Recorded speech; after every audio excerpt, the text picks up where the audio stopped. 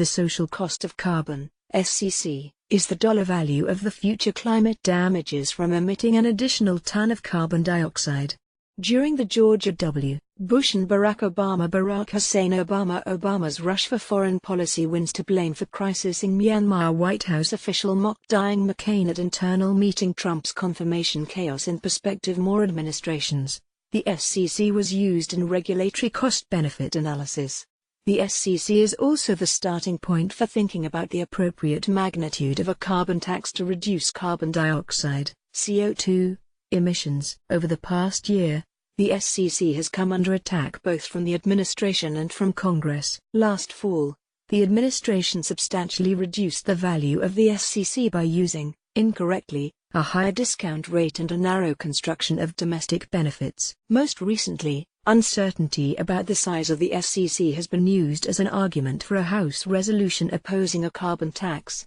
The two of us bring quite different perspectives to the SCC. While one of us, Stock, was working in the Obama Council of Economic Advisers to refine and apply the SCC, the other, Pindig, was criticizing the computer models used by the U.S. government to estimate the SCC, arguing that the models had major flaws and uncertainties. But both of us agree about the importance of the SCC, and of having a carbon fee as an important step in harnessing market forces to reduce CO2 emissions and incentivize the development of clean energy sources. Critics of a carbon tax argue that because of uncertainty over the correct value of the SCC, it should not be used at all for policy purposes. In effect, its value should be set to zero legislatively. In fact, some of Pindig's writing about this uncertainty were used, out of context and selectively, to make that case. But setting the value of the SCC to zero implies that mitigating climate change has no value and is therefore unnecessary.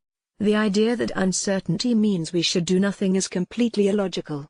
We do not know where the next hurricane will strike and how much damage it will do, but that doesn't mean we should pretend the cost is zero and FEMA should be defunded. On the contrary, FEMA needs to be ready for hard-to-predict disasters. Likewise, we do not know how much damage our homes might sustain from a fire, or even whether a fire will occur, but that doesn't mean we shouldn't buy fire insurance. On the contrary, a prudent homeowner buys enough insurance to cover the potential cost of a bad fire. Similarly, we do not know what the costs of climate change will be, but that doesn't mean we should pretend those costs are zero and take no action. Instead, we should take action now as insurance against what could be relatively low, or potentially very high, costs in the future. As the courts have recognized, there is no rational basis for arguing that because it is uncertain, the SCC is zero. What then is the right value of the SCC?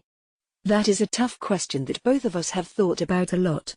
The models used by the government to estimate the SCC have some important weaknesses, which researchers are actively working to resolve. One of us, Stock, is optimistic that this research will substantially improve the estimate of the SCC. The other, Pindig, is not, so has explored other methods of estimating the SCC, including surveying experts, a method used in other scientific fields facing complicated unknowns. The results suggest that the SCC is much larger than the Obama administration's estimates. Another approach is to focus on the insurance aspect, where we worry only about worst-case outcomes that would understate the total cost of climate change because it ignores important, but less costly damages. But it also suggests that the SCC could be quite large.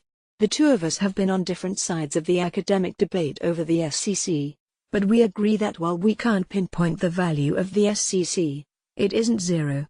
We agree that a carbon tax is a smart conservative step we should take now, and we agree that the right people to figure out the value of the SCC are scientists and economists, not members of Congress.